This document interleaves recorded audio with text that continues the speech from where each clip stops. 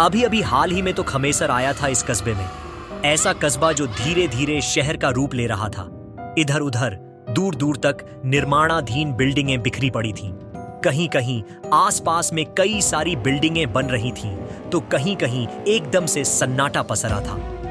दूर दूर तक एक भी घर नहीं, तो किसी किसी एरिया में एक आध कच्ची झोपड़ियां नजर आ जा रही थीं। दरअसल खमेसर का बड़ा भाई रमेसर इस कस्बे में दैनिक मजदूरी का काम करता था। उसने ही खमेसर को भी काम के सिलसिले में बुलवाया था।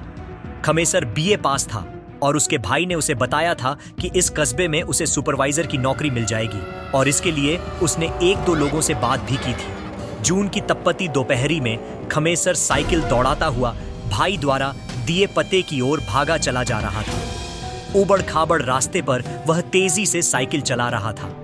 वह पसीने से पूरा भीग चुका था। उसने साइकिल धीमी की और पास में दिख रही एक कटरैनी दुकान की ओर बढ़ चला। कटरैनी दुकान पर पहुंचकर उसने दुकानदार को कागज पर लिखा, पता दिखाया और दुकानदार के बताए हुए कच्चे रास्ते पर फिर से आगे बढ़ने लगा। अभी खमेसर थोड़ा ही आगे बढ़ा था कि उसे 8-10 वर्ष का एक लड़का मिला। लड़के ने हाथ दिखाकर खमेसर को रोकने का इशारा किया और कहा कि अंकल, मुझे भी ले चलेंगे क्या? खमेसर रुककर वह पता दिखाया और बताया कि उसे यहाँ पहुंचना जरूरी है। फिर उस लड़के ने कहा कि यह पता उसे पता है और उसे भी उधर ही जाना है। फिर क्या था, खमेसर ने उस लड़के को साइकिल पर आगे ही बैठा लिया और उससे कुछ बातें करते हुए आगे बढ़ने लगा। लगभग 5-7 मिनट के बाद लड़के ने खमेसर को एक बन रही बिल्डिंग की तरफ इशारा करते हुए बताया कि यह वही बिल्डिंग है जिसका पता आप पूछ रहे हैं। फिर लड़के ने कहा कि अंकल, पहले आप अपना काम कर लें, फिर मेरा घर थोड़ा और आगे है, वहां मुझे छोड़ देना। खमेसर ने हामी भर दी और अपनी साइकिल को उस बन रही बिल्डिंग के तरफ मोड़ दी। बिल्डिंग के पास पहुंचते ही उसे एक आदमी मिल गया जो शायद वॉचमैन था। खमेसर ने उस व्यक्ति को वह कागज दिखाया और पूछा कि यह पता यहीं का है ना? वॉचमैन ने हाँ करके पूछा कि आपको किससे मिलना है? इस पर खमेसर ने वॉचमैन से कहा कि मिसिर जी से।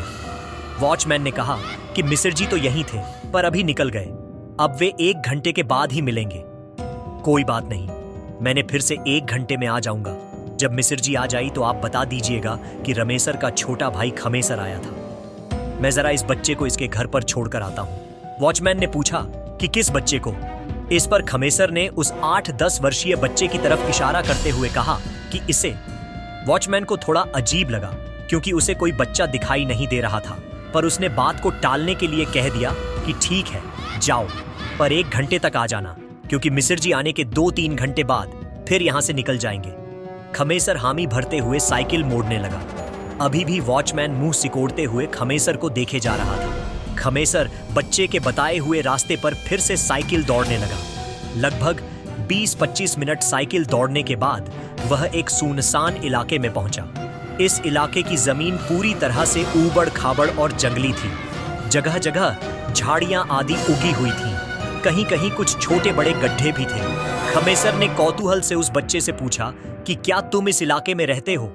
बच्चे ने हाँ कहते हुए कहा कि हाँ अंकल, मैं इसी इलाके में रहता हूँ। फिर सामने एक खंडहर जैसी जगह की ओर इशारा करते हुए कहा कि अंकल, मैं यहीं रहता हूँ, आप मुझे यहीं छोड़ दीजिए, अब मैं चला जाऊंगा। खमेसर के दिमाग में तो मिसिर जी से मिलना है, कहीं देर ना हो जाए, यही बात चल रही थी। अस्तु उसने बच्चे से और कुछ पूछे बिना बच्चे को वहीं उतार कर तेजी से साइकिल मोड़कर फिर उसी रास्ते पर वापस साइकिल दौड़ाने लगा।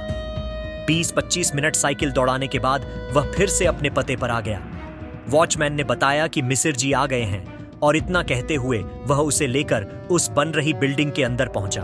आगे की कहानी हम आपको पार्ट 2 में बताएंगे। पार्ट 2 को देखने के लिए जल्दी से हमारे चैनल द हॉरर हब को सब्सक्राइब करें और बेल आइकन को प्रेस करना ना भूलें। हमारी टीम रोज नई नई मजेदार कहानियां हमारे चैनल पर अपलोड करती है। धन्यवाद। जय हिंद, जय भारत।